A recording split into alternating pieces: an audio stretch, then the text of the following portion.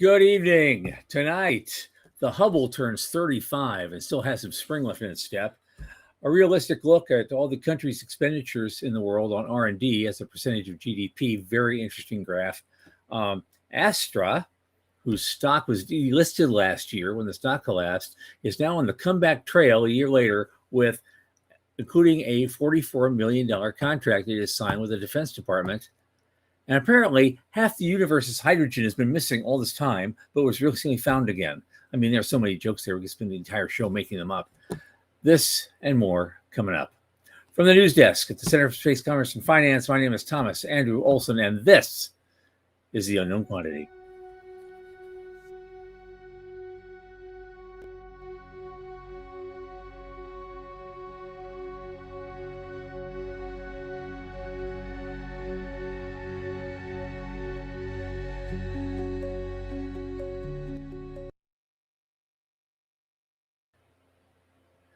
Good evening, everyone. Hope you're all doing okay tonight. I'm getting better. I was away on Monday, unfortunately, but I'm back in action. Obviously, as you all know, this show is brought to you by the Center for Space Commerce and Finance. What is the Center? We champion and strengthen emerging space startups, space scalable small and medium enterprises, and space adjacent enterprises worldwide through advisory, access, and advocacy across the funding spectrum. Our programs fortify business plans and investor readiness for founding teams at varying levels of development. So we encourage our listeners and fans to support our work. Up in the upper left corner of your screen, you should see a lovely little QR code. You click into that, and it'll take you to our donation portal. So thanks in advance for helping. Now, joining me is one of my podcast producers and entrepreneur on his own right, one of my oldest space friends, Michael Lane from Liftport. Michael, come on in, man. Hey, how's things? I'm okay. I'm in good shape for the shape I'm in, or something, as my doctor would say. But yeah, okay. Yeah, we kind of missed you on Monday, but we muddled through. So I hope that went okay. I haven't looked at it yet. I've been like, oh God, I should have been there. You know, it's all my good. own boss. You know, my own boss. You know, right? Yeah. It was good. Walt is an interesting person. He's a tremendous guest. He's got great stories. Yeah, it was fun. I was not as prepared as I wanted to be because you were going to do the heavy lifting on that show. Right. So I spent a little bit more time on the history and didn't get as much time on Avialto as we wanted. So that was maybe if I were to go back in time, I would have done that a little bit different. But it was great, and we loved having him. So we'd love to have him back. There were a lot of good questions. Definitely a must. Yeah. Interesting stuff coming up this week. God, what do I start with? Well, the Hubble is 35 years old. That's incredible. Today. Happy birthday to you. You know, right. And apparently it's still holding its own. I've got a couple of links there. There was this is the thing that originally blew everyone's mind, sending back all these pictures from every place. And it just changed our view of the galaxy and beyond. Because remember, they just left the lens open one time. They did that really a long exposure, really deep into space. And all they saw was like a billion more galaxies. Yep. It's like the universe is even bigger than we can imagine, and Hubble just caught a little piece of it and like blows your mind. And so this changed the whole view of space for a generation and more. And so it's amazing it's still around and it's still working. There's a question on whether there are going to be any future repair missions or upgrade missions to that. It's it's always a budget thing. We're going to talk about that. Yeah, that's the picture. That's right. That's it right there. It's like, wow. It's my favorite. So Hubble's deep field image. Hubble's deep field image is one of my favorite images of all time ever. They were not expecting to find anything there, right? They looked into what they thought was a black place, a dark place in the universe, and they focused a dime-sized point 80 feet away. Yeah. And this is what they found. Yeah. And then that dime Right. towards all the way around. And from that, they calculated 70,000 million stars. And it's like that one thing is worth all of the effort as far as I'm concerned. Yeah, I have a love affair with the Hubble for sure. Yeah. That other article was in the same outfit. It's they think that Hubble still hang, and they're interviewing a guy that had sorry. Go ahead. No, the other link associated with that was a question off of whether or not the Hubble could hold its own and still prove itself useful, and apparently it can. They interviewed a guy for this article, and he's very familiar with both the way Hubble does things and the way James Webb does things, and they do them a little bit differently, but apparently they complement each other. So Hubble is Hubble's different than James Webb is that it's great at imaging both the visible light that we see and the ultraviolet wavelengths, and even shorter and more energetic wavelengths. But they function very differently, but they seem to complement each other in how they see things. So Hubble is still a very useful workhorse out there for science.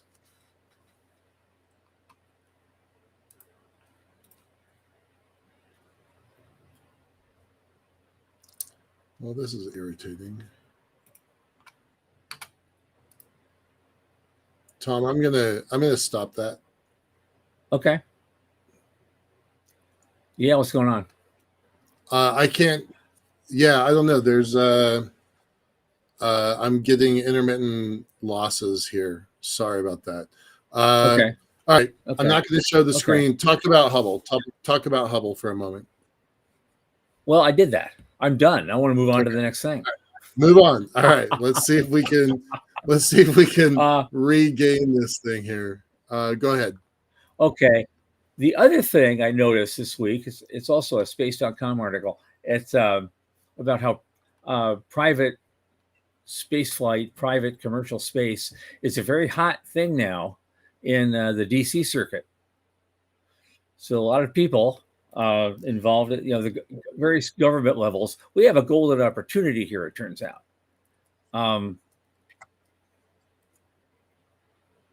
What am I doing? There it is. I want to find this guy. Yes. Yep. They interviewed a guy for this article called named Kosova. What's his Dave Kosova, and he's the head of the Commercial Spaceflight Federation. Yep. And it was years ago to help launch commercial astronauts into space and promote space tourism. You have a membership base of about 80 companies. They're mostly launch and reentry providers. But now, later on, as the thing evolved, it's now an organization that's focused on everything that launch enables. And so this huge commercial space industry is blossoming and flourishing. So they changed their name slightly to the Commercial Space Federation. I don't know how that helps them, but they did that. And they're saying now is a really golden opportunity for getting involved in space commerce and things because the current status in government circles and like AST and places like that, it's a hot time now to get involved in this. There's a lot of friendly faces in the bureaucratic halls of DC to make things like this happen and keep it going. Maybe somebody woke up one morning and looked and saw, oh, it's a $625 billion industry now. Maybe we should, be a little more friendly toward it. Paying attention to it a little bit. Yeah. Yeah. I'm trying to bring on, I'm not going to name him, but he's a pretty well economist that deals with national level interests and advice to, no exaggeration, trillions of dollars in capital. And I asked him, what does he know about the space industry? And he's like, nothing. I'm like, it's not on your radar at all. I'm like, why would it be? And I'm like, because it's $600 billion. It should maybe be on your radar. And so I've sent him a couple reports so he'll be useful as a guest on the show. But he genuinely did not know this was a thing. So it's nice to know that Washington, D.C. is starting to pay attention. Yeah. Well, I've been reading all the things this Cavosa guy has been saying. It's like, man, he's like a clone of me. These are things I've been talking about for a long time. He says there, and he said one thing is he agrees with us. There's a healthy entrepreneurial startup culture in space now, which means that's a lot of money. They're being pumped into lots of small and medium-sized companies, and that's good. They may not all survive. Of course, you always go through these periods, but no, he doesn't think anybody can pick which ones are going to be the winners and losers. The market's going to do that, and just whatever happens in that market. But it's a healthy commercial space ecosystem. It's an entry point. It's grassroots. There's a lot of executives and engineers leaving big companies and saying, we have a better way to do this. So let's bootstrap it and do something. That's happening a lot. And that's how this thing grows. And it's just healthy. Yeah. It's a healthy commercial ecosystem. So we're living in a glorious time, my friend. Great.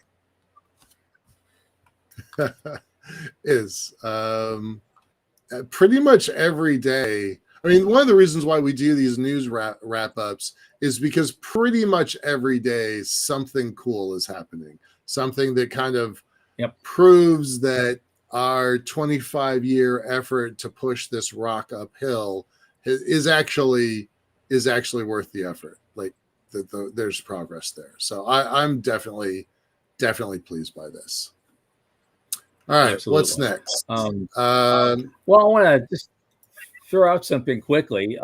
You sent me something the other day. It's just an image I wanted to share, and it's a very interesting visual. And it's total R&D investment by country as a percentage of GDP.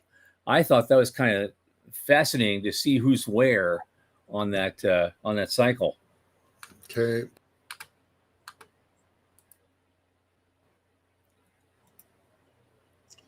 They keep I can't seem to stop them. Oh, Jesus. Are you kidding me? Okay. All right. So there you go. Make it stop. Make it stop. I love this thing. I think it's really intriguing. Go ahead. Well, I find it interesting too. I always thought the U.S. should be number one in everything, right? We should have the number one in R&D, and Israel's the number one in R&D spending by GDP, percent of GDP. The U.S. is close, is close to that next inner circle, but they're up there with South Korea and Taiwan. But I don't know what that portends. Even Sweden is up there, so I don't know what that portends. I just want to put it out there as a food for thought for some people. It's I think it's interesting. People don't think of Belgium or Denmark or Finland as being, particularly advanced technology savvy. Right. And yet here they are making a commitment almost equal to the United States in terms of GDP. Now, okay, we have a bigger GDP, so this dollar amount becomes larger. If you change it to the dollar amount, that dollar amount is probably huge compared to the other countries. Absolutely. Right. Yeah, exactly. Yeah. But interestingly, you say you don't know what Sweden has. Sweden has something that the rest of those countries don't. They have Saab. They don't just make cars. Saab is a major military contractor. They build all sorts of hardware for defense departments around the world. They're a huge presence in Australia, for example. They're like the number one contractor down there. Yeah. So actually that makes a little sense. It does. What I think is a little bit interesting is, China's in the third ring in, at 2.6, but so dollar for dollar and percentage wise it's less, but I think if you were to do a comparison between the number of people that this amount of money, the US amount of money, can buy versus the amount of money, staffing, brain power, breakthroughs that you can get in China, I bet they're either at parity or China might be slightly ahead, only because of disparities in incomes. So that's just a guess. I'm not trying to start a fight with anybody about that, but my hunch is that this is more valuable than, their 2.6 of their GDP is more valuable than our 3.4 of our GDP. Yeah. Well, I did read an article a couple of years back about China's hiring practices, in their space industry in particular, their space program. And basically they're hiring 5 guys for every one NASA guy. Right. And they're doing the same, but they're doing the same work. They're redundant. It's so I just wonder, how this, if you were to do an apples to apples, because this is not an apples to apples. Not at all. I would like to know what that looks like, because I think that's interesting. Yeah. All right. What else we got? How about Astra? Oh yeah. Astra. Again, they were delisted off the NASDAQ just a little over a year ago. Yeah. Because there's a stock collapse. It was worth like pennies. It's got to be at least $1, or you're not. You don't stay. And so, but apparently they reinvented themselves, and they also pivoted. They pivoted back to a privately held company, so they could raise money again. And they did raise some, and now they've signed this contract. What I say it was $30 million, $40 million contract, $44 million with the Defense Department to do some journeyman work for them. So, good for Astra. I'd like to see a comeback story like that, because a lot of them don't. For sure. Yeah. All right. I'm going to close off the news only because I'm going with these links. So let's just go ahead and move on over. Well, I got that one last thing. We don't need to put in the link. I got this one last thing. It was apparently, I didn't know this. According to the Boffins at the Space Sciences, half of what they figure should be all the hydrogen gas in the universe has been missing. Now they figured out where it is, and they found it. I think I have so many jokes you can make about that. Mine personally is they probably found it near that big ball of all the missing left socks from your washing machine. I think that's where they found it, and so it all goes somewhere. It goes over there, and so we found our left socks. We found all the rest of the hydrogen. Yay, hydrogen! You can make more stars. That'll be great. Funny. That's funny. I'm going to add one more thing in here. I'm going to try and bring it in. The folks over at the New Space Nexus down in New Mexico host their big annual conference. This is a kind of a big deal. It's definitely where the sausage gets made. It's a bit of a chore to go through these meetings.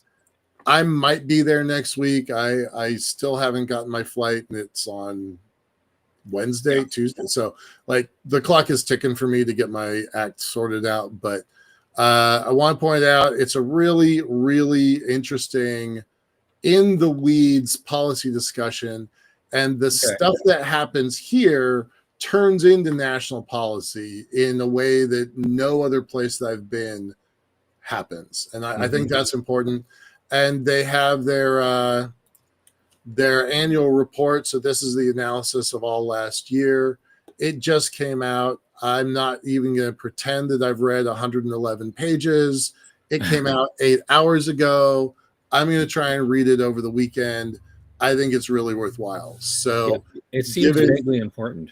It seems vaguely important. That is our stock phrase.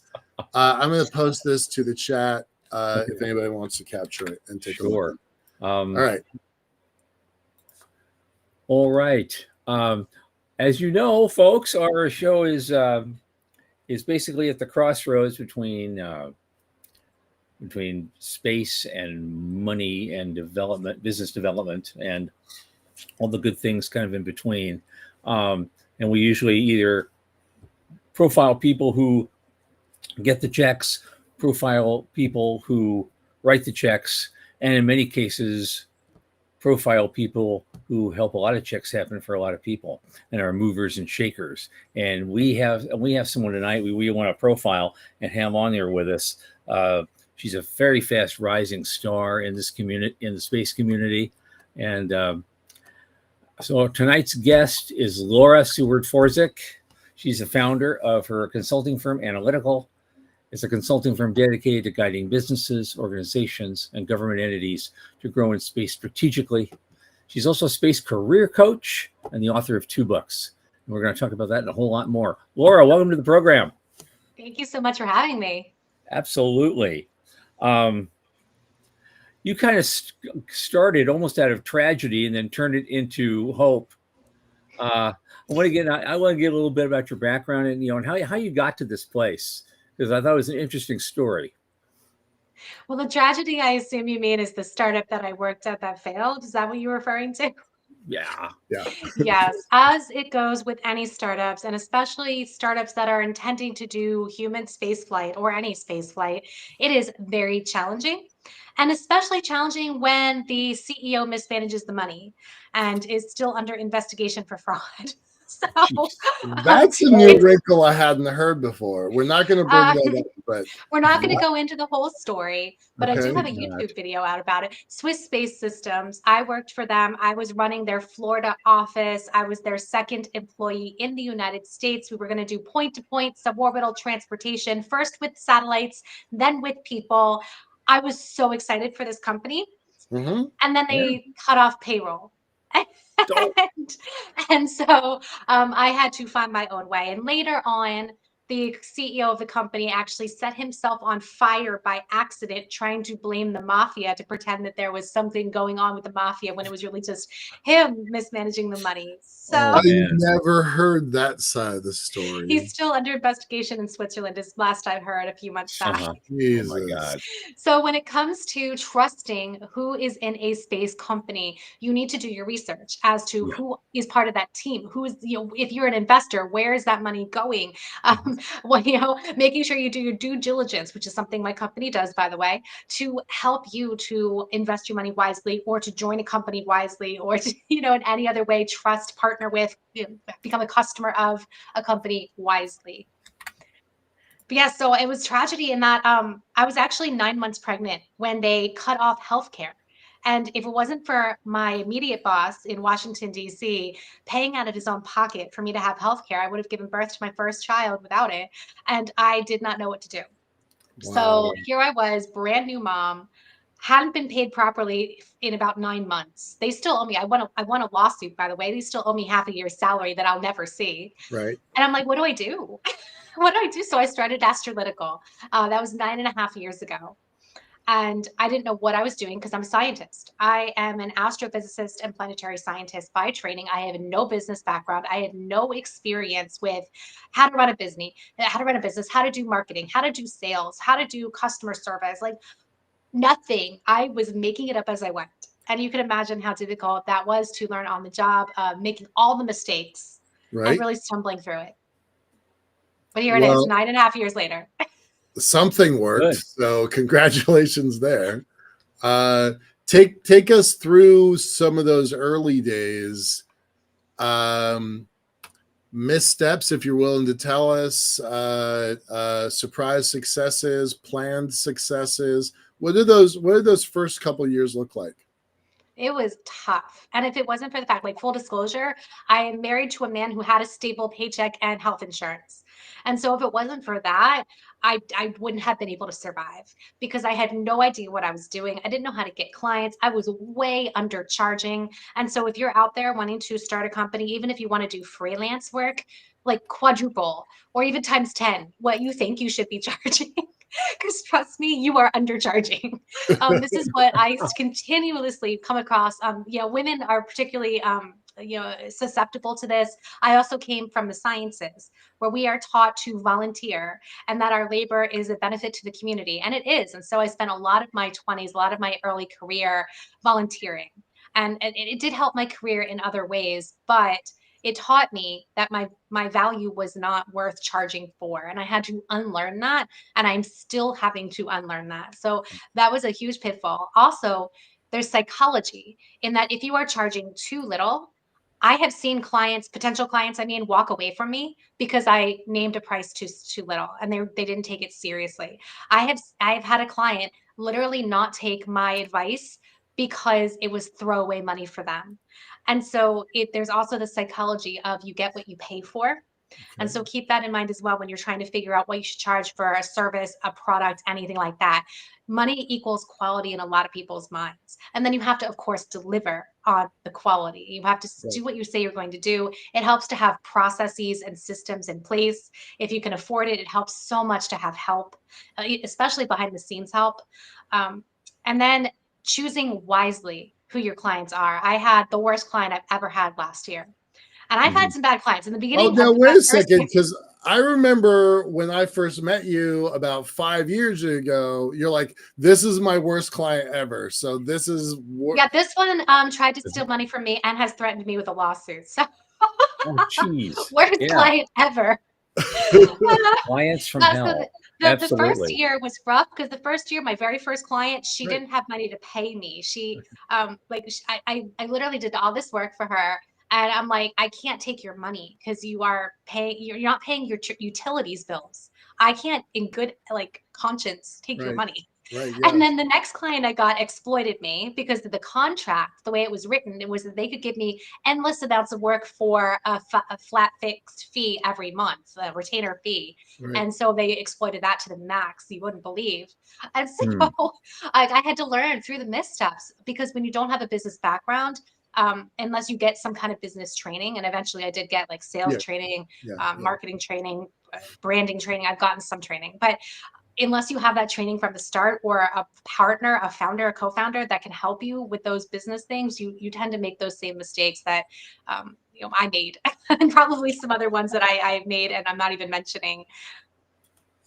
I will say that your website's gone through some pretty giant upgrades since we first met 5 years ago. So, Yeah, and the way it is right now, actually, I'm working with a marketing person right now to even make it better. So like it's even going to go through another iteration in the next week or so.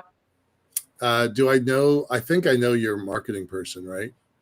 I don't know. I've had several. J- So this one, she's JS. new to the Oh, space she? industry. Okay, she's okay. Yes. I'm thinking it's Yeah, a guy. she is Right. new to the space industry.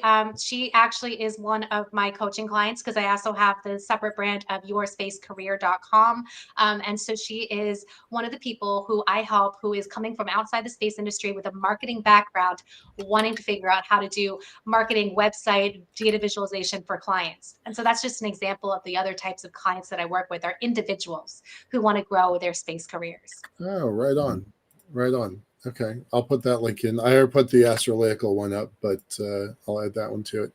All right. So the early days were rough. They were bumpy. When did it start to smooth out? When did it start to, there's always bumps, so I'm not ignoring that. But when did you feel like you started getting some traction? I just learned before the show started that you're not a solopreneur anymore because I thought that you still were. So that's a big move. When did things start to feel like you started to get a handle on it? You know how they say, I don't know the exact quote, but something about how the CEO is the growth limiter of a company. I was Mhm. the bottleneck. I was the one who was preventing my own company from growing by my limited mindset of what I was capable of and who I should be targeting and who I should be helping.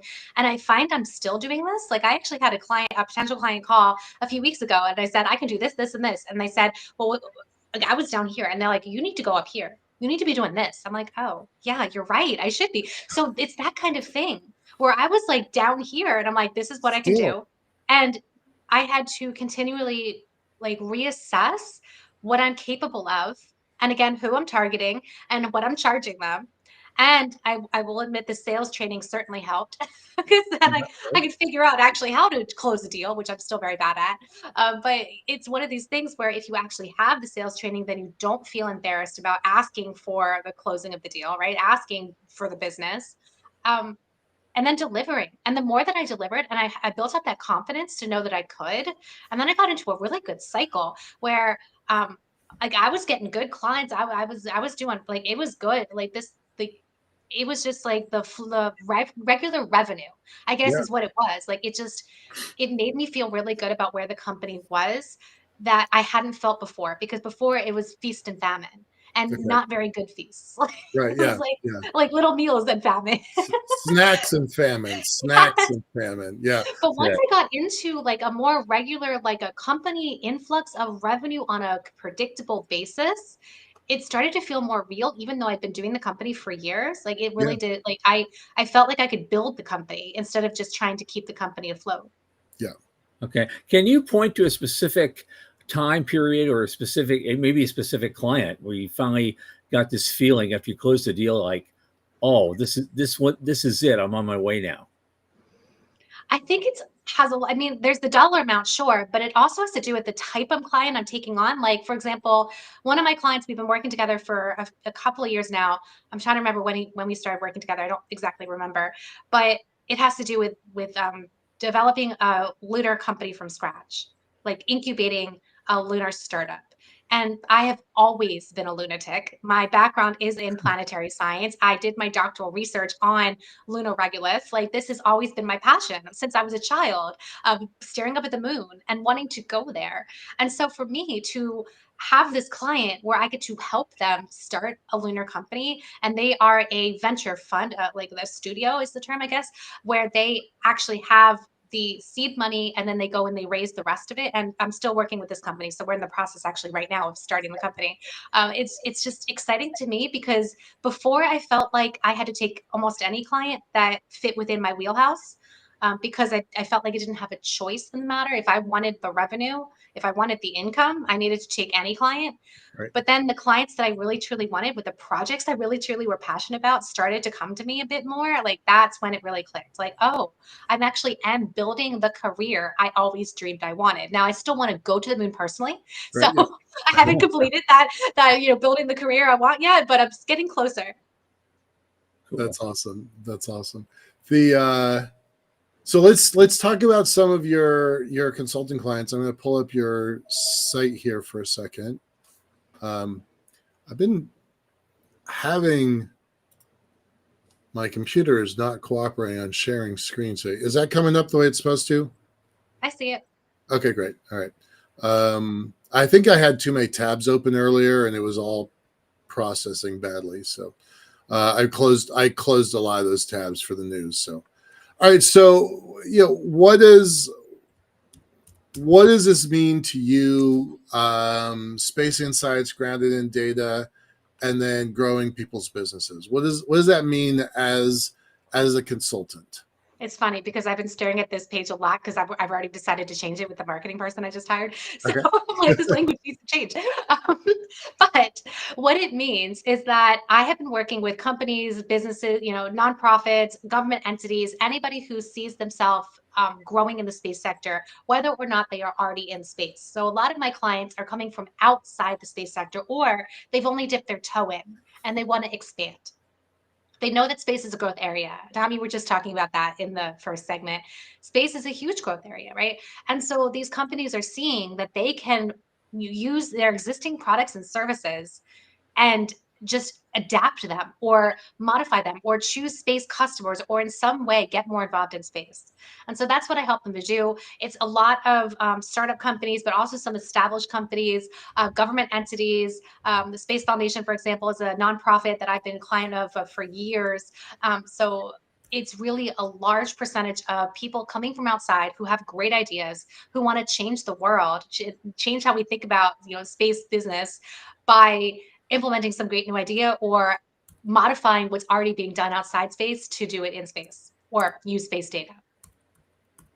Very cool. Like that.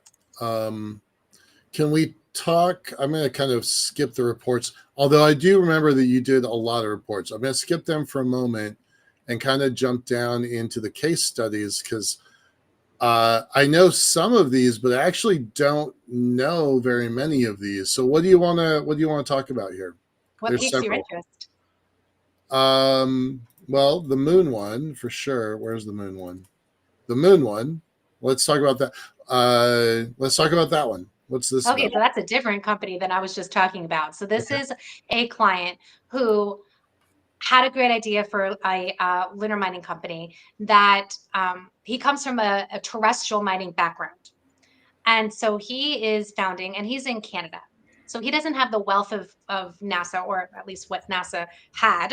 We don't know what the budget's going to be in the future. But for, Canada is more limited in the public spending that they do in space. But he knows that there is money in mining here on Earth because that's his industry. That's where he comes from. And so he wanted to know, who are the players at the time that he hired me? Who are the players who are involved in any kind of space mining, and then particularly lunar mining? What's the status of the industry? What are the barriers? And also, who are the partners that he can partner with within Canada? And that's a lot harder, right? You can think of so many partners in the United States, but when you're specifically looking at Canada, it makes it a little bit harder. It shrinks the universe a lot. Exactly. But he wanted to partner because he was very proud of being Canadian, as he should be. And so he wanted to partner with his fellow Canadians to really make this a Canadian company and be proud of that. So it's a small startup. You know that lunar mining is asteroid mining, space mining in general. And I've had a client who's an asteroid mining company as well. And so it's very, very, very difficult. And so he's, as far as I know, still in the beginning stages of this startup and figuring out where his company fits in the greater scheme of lunar mining. Huh. Fascinating. Obviously that's a topic that's interesting to me. All right. Are there any things you and I kind of started our first conversations about SPACs? So what are your Tom and I have had a lot of conversations about these. Oh yeah. And moments ago we just talked about Astra getting delisted because they couldn't keep it going. So what do you have any new insights on SPACs? It's a mixed bag, right? So some of them did poorly, some of them are no longer in existence, and some of them are actually doing fairly well. I mean, I've been impressed by Rocket Lab for years. I think there are some that I don't follow as closely, and those ones I don't follow as closely because they're more telecommunications. Those are doing pretty well because that's a more established, more mature side of the space industry that I find just not as interesting. So I don't tend to focus on it as much. But the challenge with SPACs is that it was such a shortcut way to go public. And so I usually, and I'm not an expert in this, but usually the companies that go the more traditional IPO route do better because they have to go through that due diligence that a SPAC sort of shortcutted. Of course, there still was due diligence, but it seemed to be less so. And so I actually had a client in 2021 when money was being thrown at space. Like, do you remember how much investor money was going into space at that time? 2021 was a boom for space startups. And I had a client who was an investor who was looking at whether or not they should actually participate in a SPAC. And I did the due diligence for them, and they declined, whether it was me or whether it was something else that they decided was not a good reason. Like they're always good and bad, right? So I showed them the good, I showed them the bad, I showed them what was realistic, I showed them where the red flags were, and they decided not to invest in that company. And it's a personal decision or it's a financial decision, but some investors have made great amounts of money, and some have not since 2021. yeah, it's all, Tom and I both have a bit of a finance background, and I came out early against SPACs, and then in 2021 I'm like, well, maybe I was wrong, right? Maybe SPACs are a good thing. and then later on, 2022, No. 2023, I'm like, no, I was right the first time. I was right the first time. So where'd you go here? There we are. I'm gonna take this off screen because we're suddenly like blocking you. Let's do that. There we go. We couldn't see you for a minute. Tom, you got anything? Well, let's. Well, I guess we can move. We can move forward. I mean, we can bounce around back and forth all we want. We got 20 minutes. You are the author of 2 books, and I'd like to hear more about them. Sure. So my first book, Rise of the Space Age Millennials, was written during a time when we talk about Generation Z, Zoomers right now, that's how millennials used to be talked about. Like, Yep. it's sort of like, who are these people? And like, why should we trust them as workers and employees? And I really kind of wanted to take a good look at that, being an elder millennial, because from my point of view, there was not an alignment between what I saw with me and my peers and how we existed in the space sector in the working world versus what was being talked about, what the jokes were. And so I Mhm. interviewed over 100 millennials. I wanted to know why they were working in space, what inspired them, what goals they wanted, how they worked. Because at that time, like this is before COVID, right? So there was just not an alignment with how comfortable people were with technology from different generations. There was a bit more of a discomfort level of agreeing how to work together in certain ways. So I just wanted to probe that in a space minded way. Okay. And then Becoming Off Worldly. I don't know if you can see it from here, but that is the book where I interviewed flown astronauts and future commercial astronauts to get an idea of how to prepare for commercial spaceflight or spaceflight in general, but especially commercial spaceflight. Several people that I know have known for years before their spaceflights then became astronauts after I interviewed them, after I've known them. And so I interviewed, for example, Alan Stern, Kelly Girardi. They flew together on Virgin Galactic. I, I love Wally Funk. I interviewed her when she was a ticket holder for Virgin Galactic, and she's one of the Mercury 13, one of the women who went through those tests, those medical tests, the same tests that the Mercury men, the astronauts, went through, and the women did fantastic, but they were still not allowed to become real astronauts. It was not a NASA program. It was kind of together with NASA, but not really. And so she was not allowed to become an astronaut, even though she did so well on those tests. And then finally, Blue Origin flew her. So I interviewed her before and after her Blue Origin flight, where beforehand she was kind of like dejected. She didn't know if she'd ever get to fly. And then afterwards, she's like, yeah, it was exactly how I expected, actually. Like, she's just spunky. Like, so I wanted to gauge from the people who flew already, because I interviewed flown astronauts, what surprised them with all of their training, especially the NASA ones, but I did interview some commercial astronauts as well. What surprised them the most, that they, even though they trained, couldn't really prepare for. And then with the commercial astronauts, I wanted to know how they were preparing. And some of them had no idea when their space flights would be. Some of them have not flown yet. And some of them knew that their space flights would be coming up. And they were preparing. And they were like actively putting together plans on to do research, for example, because it's not all just tourism looking out the window. That's absolutely worthy. Mhm.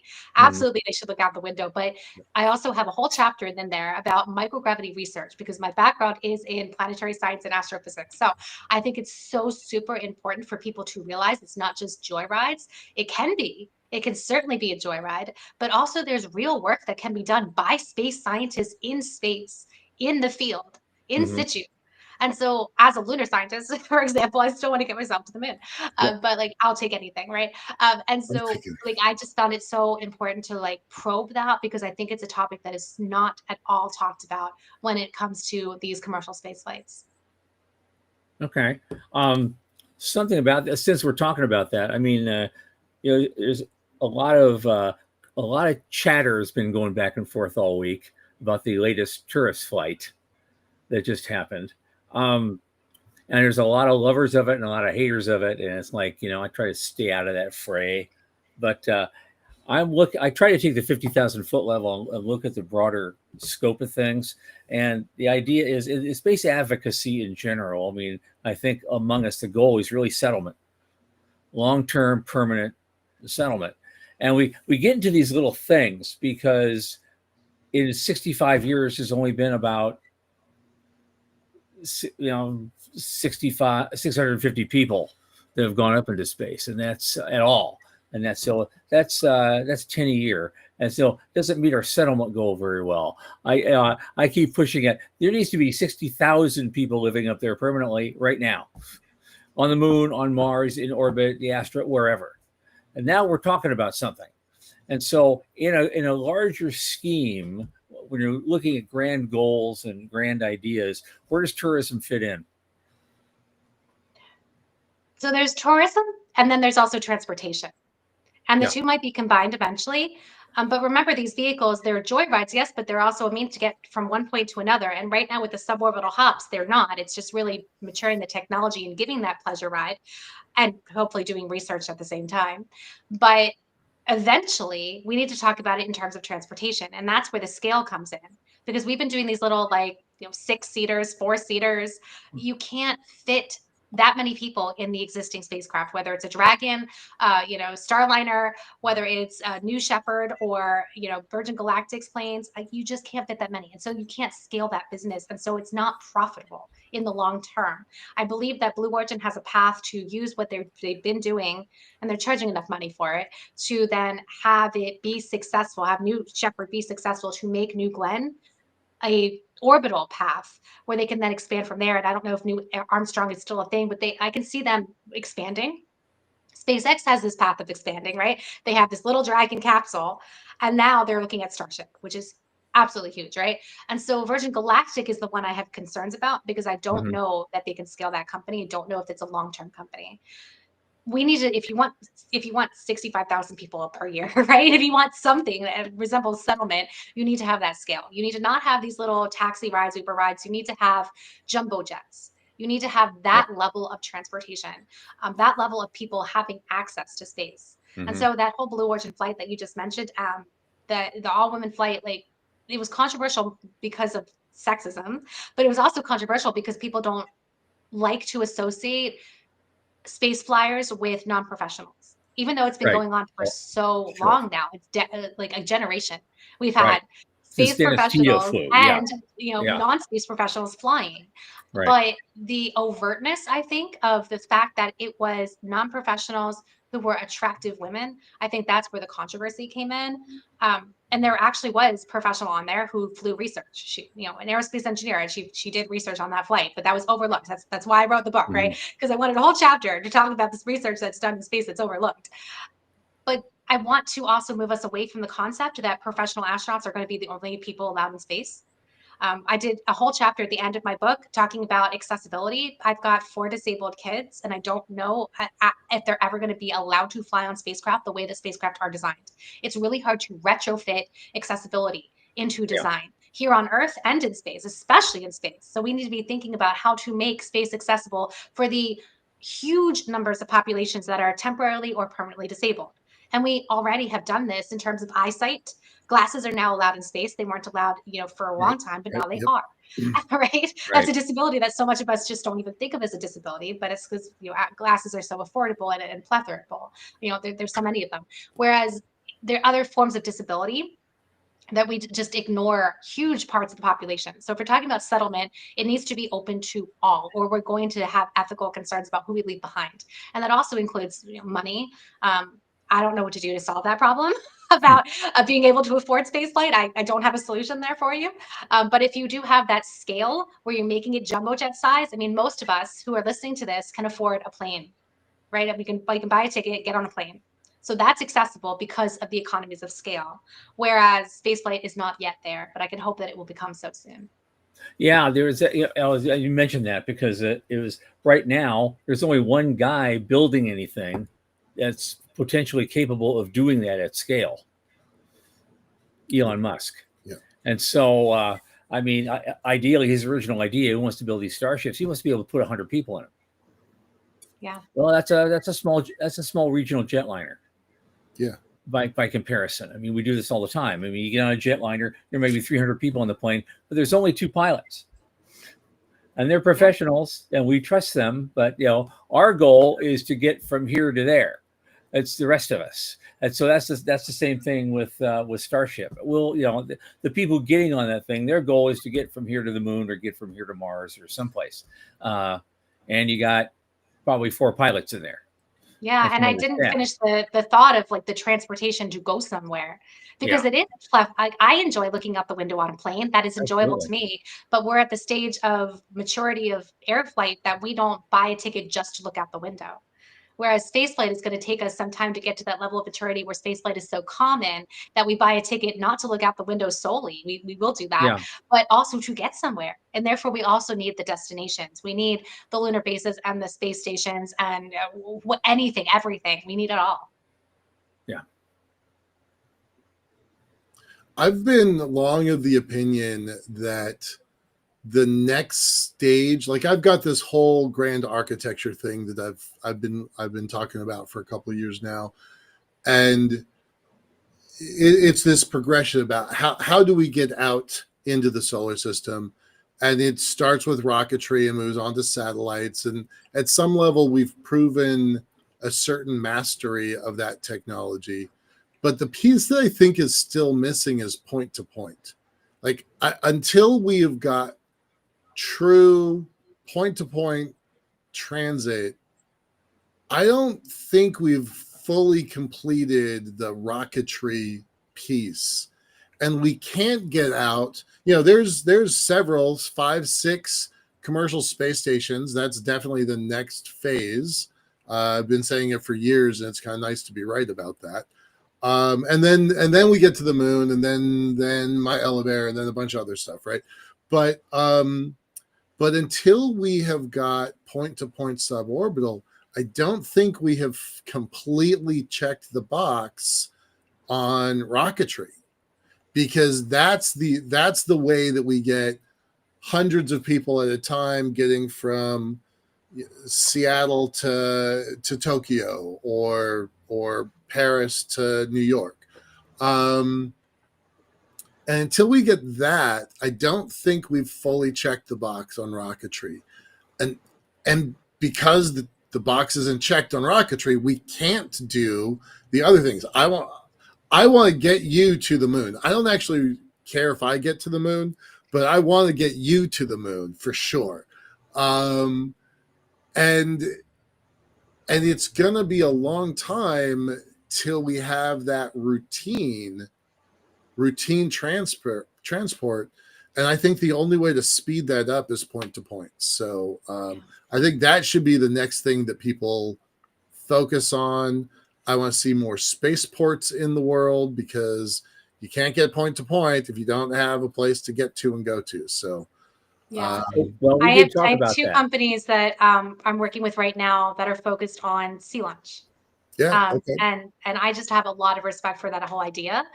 The first attempt at it was fairly successful in terms of the technology. It was just the geopolitics and the partnerships that didn't quite work out. But like, if we're thinking about spaceports, I have worked on 3 spaceports in the past, and the 2 in the United States just did not happen because there's so many complications, let's put it that way, in terms of building new spaceports in the United States. The only one that I worked on a teeny tiny way was successful was in the Middle East.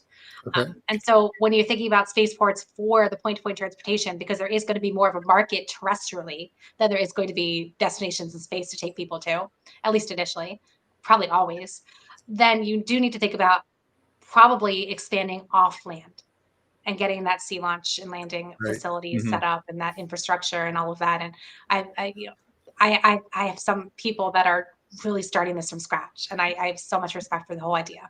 I hope one of them's initials are TM. One of them is. he was my. There's another one here in Florida. We've been scheming over here as well. Okay, good. Yeah, TM was an intern of mine all the way back in 2004, I think. So kind of remarkable to see how that grows. Anyway, good. I'm glad to hear that. That's really good. So, all right, if So I guess I'm getting, maybe I'm misinterpreting, but I guess I'm getting mixed signals on what tourism means to you. Yeah. Where you, I'm not, I'm actually kind of against tourism as a concept. But I'm fully supportive of point-to-point suborbital. So I'm hoping that we take this kind of like moment in time where tourism's a thing and then shift it to transportation. I hope that that's our transition, but I don't know. What are your thoughts there? I believe that'll be the evolution, but I'm not against tourism at all. I think it's a wonderful thing. I think it's going to be the way that we entice people to spend the money to put towards these companies to continue to mature the technology and continue to run their businesses. I also think it's a great way to spread the message. People make a fun of a lot of those women who flew on that flight, but you better believe they reach different audiences than what we usually reach here in the space community. And that's kind of the point, is making sure that a diverse number of groups out there are even aware that this exists. And I think Blue Origin has actually done a really fantastic job at this, of picking groups, different audiences, and making them aware of the fact that space is a real thing. So no, I'm not against tourism at all. And not only that, those people's lives are changed forever. William Shatner's life was changed the moment he reached the Wow. blackness of space and real these people's lives are changed forever, and they can spread that message to other people. And this is only a moment in time. This is only the very beginning. This is a nascent industry, and it's going to evolve. It'll evolve from the tourism that we see today to a different type of tourism that we are more used to seeing when it comes to air flight. I truly believe that, but it'll take, I don't know, decades to centuries. I'm not really sure how long. I thought it was so remarkable that Shatner went up as an actor and he came down an astronaut. Right? He'd spent a career inspiring this whole thing, this whole industry, but he didn't really get it until he went himself. He's coming to Seattle with Neil deGrasse Tyson in a few weeks as an unscripted stage show. Neil deGrasse Tyson and Captain Kirk, like that's going to be a hell of a show. And that's fun to watch. Yeah. So yeah, he came back. He came down a true believer, even though he wasn't when he went up. No, I'm not concerned about that. I'm definitely not against that. I'm concerned, and I've been saying it for a long time, when something bad happens to these A-list celebrities, I think it's going to be a shock to the system. And that's what I'm worried about. I'm not worried about the tourism. I'm worried about what happens to our industry when something bad happens. Yeah. Because even today, the airlines have a bad day once in a while. Yeah. Not very often, but they have a bad day, and everybody's, a lot of people are affected by it. It's the odds of it happening in our industry in its current state today are probably much higher. Mm-hmm. Yeah, it'll happen. And we don't know how the industry is going to react. And we don't know how investors are going to react. We don't know how potential customers are going to react. But it's going to happen. And I hope every single one of these companies is preparing for that and can weather that storm. NASA knows how to weather it. And I think everybody who flies is very familiar with the fact that they're taking risks with their own lives. Sure. Everybody I talk to, actually, for my book, I asked that question. And they're all approaching it in a different way, because there is mindset work and there's preparation, not just physically, but emotionally and spiritually, when it comes to taking those kinds of risks and preparing yourself not only to have that overview effect, that change of perception, but also to realize that you are truly on an experimental craft, because all of these are all still very much experimental, not operational. Virgin killed 3 people when they were still in their development phase, 2 in a refueling accident and 1 in flight. And hardly anybody ever knew that.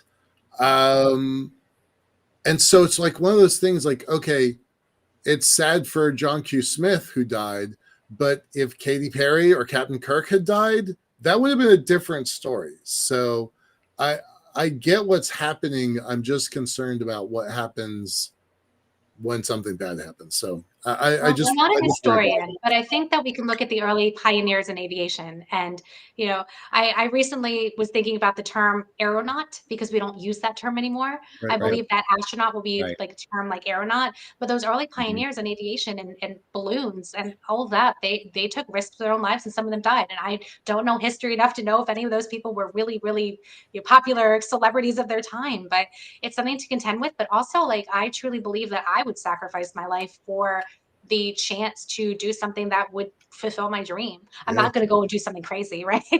I'm not Right. going to, I've got 6 young children. So yeah, believe me, I'm not going to go throw my life away, but I Sure. believe that it would be for the greater cause of advancing the space industry, advancing humanity to the stars by taking my, taking a space flight. And also I get into a car almost every day. And that's pretty dangerous, right? So we do have to weigh our risks. yeah. Yep. Right. And on that, we're going to have to call it a day. Laura Seward Forczyk, thank you so much for being on the show. Let's do this again. I'll be seeing you actually at ISDC in a couple months on the I will business be track. there. Thank you so much That- for inviting me. oh, it's going to be a thrill to see your presentation too. I know it's going to be terrific. So thanks so much for being here. We'll have you back again and see you soon. Bye-bye. Okay, on Monday, the 28th, we're dedicating the entire hour to finding ways to rid the skies of space debris. Michael didn't know this yet. I'm telling him now. I didn't. and making a buck doing it. That's the topic for Monday night show. Our guest will be Troy Morris from Kill Morris Inc., who has ambitious plans to do just that. And he's actually a former New Space BPC contestant from 2022 in Paris. Oh I yeah, didn't know. great All right. great group of guys, and they're doing amazing things. I'm going to still look forward to seeing that. Anyway, at this point, good night, everyone. From the news desk at the Center for Space Commerce and Finance, this is Thomas Andrew Olson. Keep watching the skies.